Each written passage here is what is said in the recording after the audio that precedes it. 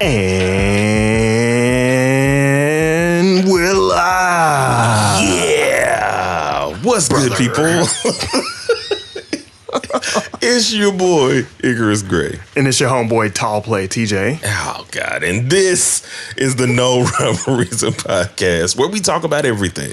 Everything for no reason at all while we're towering over you with our massive bodies and statures. Not doing this with you. We have a good show for you guys today. And we're just going to jump into it. Yeah, I'm ready to jump in. So I appreciate everybody being here to listen to this podcast. If you're watching on the YouTubes, be sure to listen to the full extent of the podcast to understand what we're getting at and what we mean.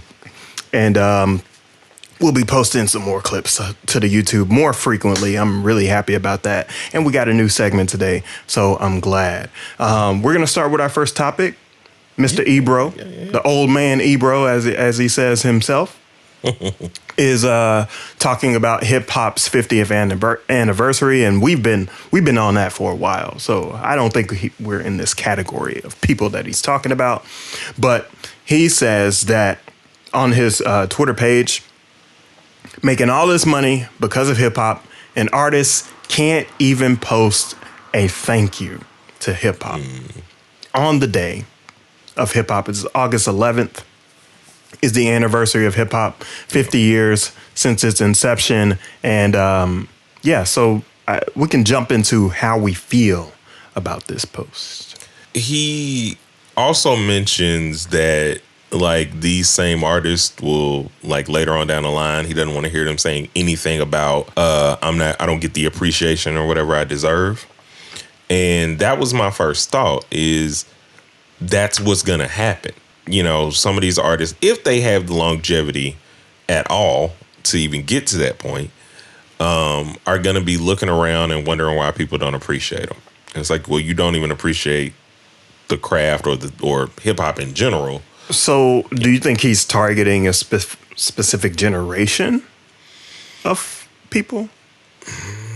No, because I think he's probably doing this across the board. Yeah, but that sounds like what you're getting at is generational. Yeah, true. Good point. I guess so, maybe. But I also feel like Ebro is so aware that there's probably a couple artists who have had some longevity that didn't also say something. Yeah, but I think even if so, number one, I believe that Ebro's right. Mm-hmm. There are a lot of people that are out here and forgot about it.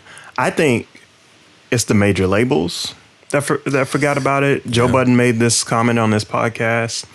I think that some companies and organizations have forgotten about it in a lot of ways, but specifically the major label entities. That's a good talk. The agencies that have made billions off of hip hop have not come out and just said, we want to celebrate this in a meaningful, impactful way. Right. So the way that Nas did it was did an event out in New York City and had all these hip hop legends come out and be appreciated. Even Lauryn Hill was on time. Yeah. Rock the Bells obviously does that every year. There's a lot of hip hop festivals that have been appreciating, or festivals in general that have been appreciating hip hop. But what I haven't seen is a lot of major label recognitions, especially labels like, let's say, Def Jam. Yeah.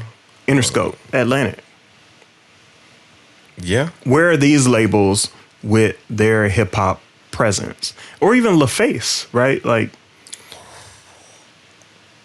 We need to see and feel that recognition, and they could have started it a long time ago. Yeah, and should have started a long time ago. Should have done much like Sprite did. But Sprite has always been supportive. Even when I think we were at Sprite is we know them Negroes like our drinks. Yeah, we know where we're getting our money from. Them. But it's really just us culturally getting some Sprite for a little bit of codeine use, and just a little, and also having some Sprite for our kids at McDonald's. And all healing purposes. Sprite is a secondary ginger ale, bro. Like, if you don't get ginger ale, you got to get Sprite. Like, that's what we have. It is not the same as ginger ale, but we use it that way. We use it the exact same way. But I think Sprite and all its medicinal remedies. Sprite is tussin to the streets. Tussin. Jeez. Overall, though, it's one of those things that's interesting because we were talking about the Eminem Easy Meal stuff before. What do you actually appreciate about hip hop if you're not thankful for it changing your life? I was listening to Hip Hop Saved My Life the other day because I know how much this medium has done for me. And it's not just like my vehicle to the next thing. It's a part of the journey. Yeah. So you need a tiny little violin for that segment. Yeah, a little bit. I don't know. I don't have anything else to say. I think Ebro's right. And I think that a lot of people should have done the right thing by hip hop.